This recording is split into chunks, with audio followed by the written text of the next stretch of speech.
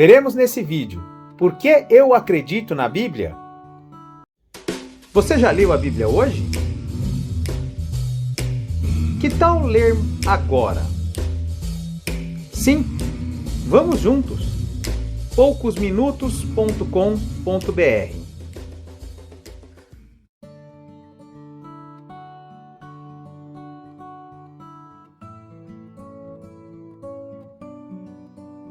Outro fato importante que me faz crer na Bíblia é por eu ter sido curado de várias deformações que eu tinha na minha personalidade, por causa da maneira como fui criado, das minhas crenças e valores errados que eu aprendi durante a vida.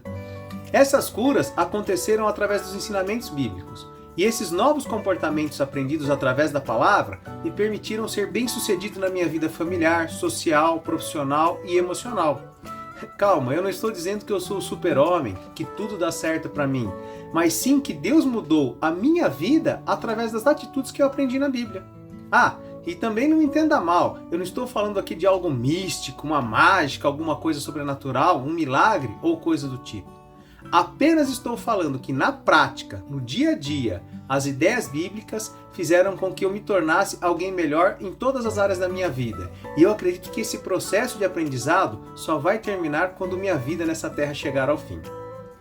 Por exemplo, eu sempre tive facilidade nas tarefas do dia a dia, sempre tive um bom raciocínio, me dava bem com as coisas que eu fazia, então com isso eu me achava mais esperto que os outros.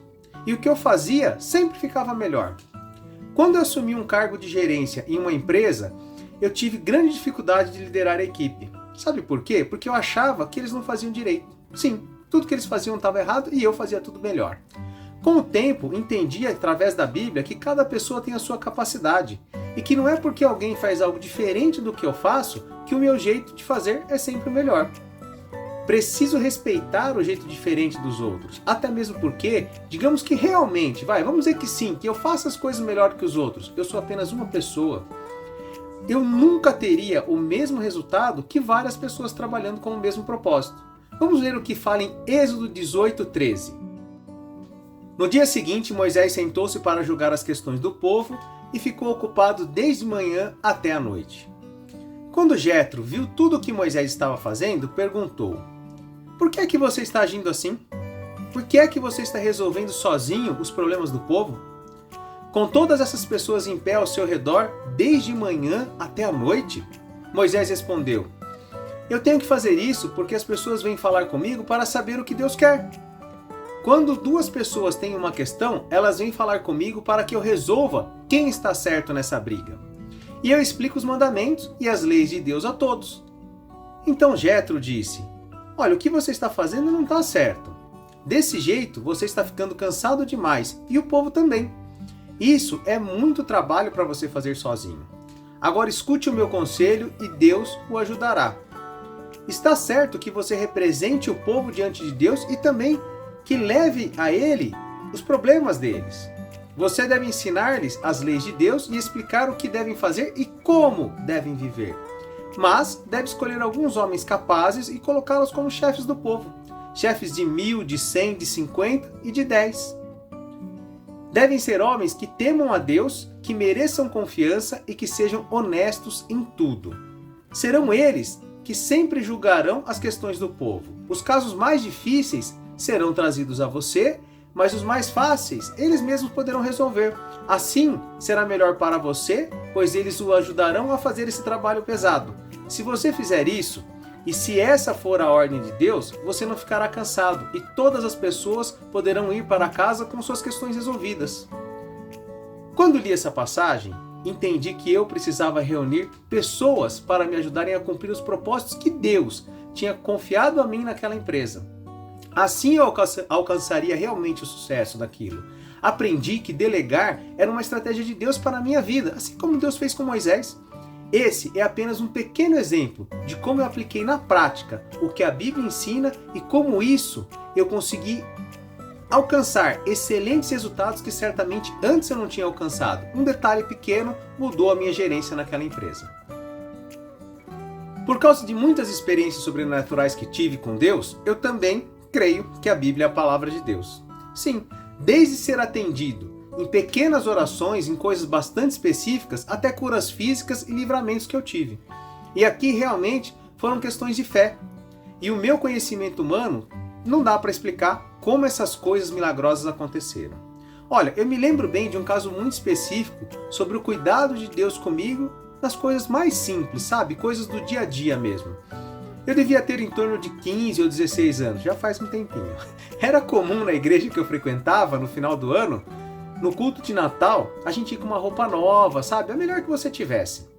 Eu me lembro de que eu sempre fui bastante calado e que a minha família não tinha condições de comprar um monte de coisa pra gente, embora nunca tenha nos faltado nada.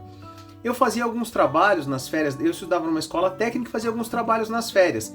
E aí com aquilo eu juntava um pouquinho de dinheiro, sempre guardava alguma coisa e conseguia comprar alguns presentinhos perto do Natal, porque era o que eu gostava de fazer, certo? Aliás, o meu aniversário sempre foi perto do Natal. E por causa disso eu só ganhava um presente, né? Mas fazia parte. Eu me lembro que nesse ano eu estava sonhando alto. Eu queria comprar um perfume, queria comprar uma calça, uma camisa nova. Ah, e o meu chinelo tinha estourado. Olha só, e eu precisava de um novo. Talvez pareça muito simples, mas essa era a minha realidade. Eu me lembro de ter orado a Deus pedindo que um dia eu gostaria de poder comprar as coisas que eu tivesse vontade sem ter que ficar escolhendo, ó, eu compro esse, eu compro aquele, qual que eu vou ter dinheiro. Sei que pode parecer muito simples, mas para mim era muito conseguir comprar todas aquelas coisas. O fato é que após visitar algumas lojas e fazer minhas contas, percebi que o meu dinheiro era suficiente para comprar a camisa e talvez metade da calça. Era tudo que eu tinha, todo o resto ia ter que esperar. Pelo fato de ser alguém bem calado, eu me lembro de não ter comentado com ninguém sobre os meus planos. Então defini que seria a vez da camisa naquele Natal. No dia em que eu fui comprar a camisa, enquanto eu pesquisava, encontrei por acaso um amigo, o rei Zé Pinga, agora só Zé. Era um irmão recém-convertido da igreja que eu frequentava na época. E ele me disse, poxa, vamos em tal loja, eu tenho uma amiga lá e ela vai fazer um preço bom para você. Você vai conseguir comprar o que você quer. Então fomos. Escolhi a camisa, acertei o preço e aquela pessoa que me atendeu como uma excelente vendedora me disse o seguinte, poxa, mas espera aí, você não vai levar uma calça para fazer conjunto e tal? Eu respondi que claro que eu queria, mas a grana estava muito curta. Então ela me disse, eu tenho uma calça em promoção e vou te dar um desconto na camisa, assim você consegue com uma pequena diferença levar os dois itens. O que você acha? Eu falei, olha, é ótimo, mas com toda sinceridade eu não tenho todo esse valor. Eu vi que você quer me ajudar, mas eu só tenho mais tanto. Eu me lembro bem que ela olhou e disse, vixe, mas é pouco demais. Mas eu vou falar com a gerente e se ela fizer, você compra? Eu falei, claro que sim. Pois bem, saí de lá com as duas peças, todo feliz. Será que foi coincidência? Eu vou continuar. No dia seguinte eu fui ao shopping com meu melhor amigo na época. Ele era mais velho que eu, já trabalhava numa grande empresa e tudo mais, então ele entrou em uma loja de perfumes para comprar um presente para sua namorada. Então do nada, esse cara virou para mim e falou assim, viu? Semana que vem é seu aniversário, não é, Guilherme? Eu falei, é. Ele falou, então, eu queria te dar um presente, mas eu não sei bem o que te dar. Você não quer escolher um presente aí, como presente de aniversário? Então eu perguntei, poxa, é sério que você está falando? Sim, ele respondeu. Escolhe um, quem sabe você também arruma uma namorada. Aí a gente começou a dar risada e tal, eu falei, não, beleza. Eu saí de lá com aquele perfume que eu tanto queria e que eu não tinha comentado com ninguém. Isso um pouquinho antes do Natal. E para terminar, no dia do meu aniversário, eu ganhei exatamente o chinelo que eu tinha visto numa loja que eu tinha escolhido. Ganhei de uma tia, mas eu não tinha comentado com ela nem com ninguém qual era o modelo que eu queria, que cor e tudo mais. Mas eu ganhei exatamente a cor e tudo exatamente como eu queria. Talvez alguém diga, puxa, foi tudo coincidência. Mas eu tenho certeza que foi Deus agindo na vida de um jovem com um coração sincero. O fato é que se passaram mais de 25 anos e eu não me esqueço como Deus cuidou de mim de uma maneira sobrenatural. Sinceramente, eu não orei pedindo aquelas coisas. Apenas orei pedindo para que Deus me ajudasse a gastar bem o pouco dinheiro que eu tinha na mão naquela época. Mas Deus conhecia o meu coração e fez mais do que eu esperava. Sabe, essa experiência tão pessoal foi apenas a primeira de tantas outras que eu tive com Deus em relação às orações muito específicas. Coisas, sabe, que ninguém sabia ou tinha como explicar. O fato é que até hoje eu oro antes de comprar qualquer coisa. Eu aprendi isso passou a fazer parte da minha vida. Eu sempre levo a Deus aquilo que eu quero fazer e Ele sempre me leva às melhores decisões. É assim com os carros que eu comprei, com a casa, com o negócio, tudo Deus está presente e atuante na minha vida. Mesmo que alguém tente falar que Deus não existe, como explicar as experiências sobrenaturais que nós temos com Deus todos os dias? Essa é uma das grandes verdades do Evangelho. Deus tem escrito a sua história através das nossas vidas. Mas eu não posso deixar de dizer que também tem muita gente que diz ter tido experiência sobrenatural com Deus e por causa dessas experiências ensinam e fazem coisas que são contra a Bíblia. Isso é uma grande mentira. Nunca uma direção específica de Deus revelada só para você vai contra a Bíblia, contra aquilo que Deus já revelou na sua palavra revelada, que é a Bíblia.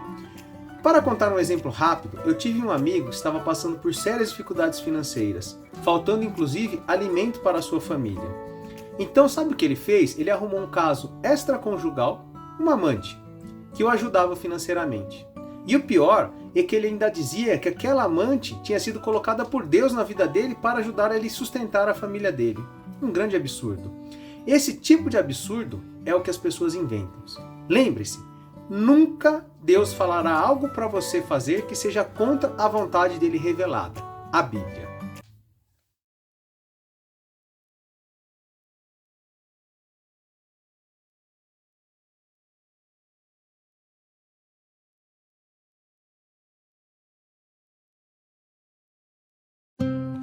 Conhece alguém que tem dificuldades em ler a Bíblia?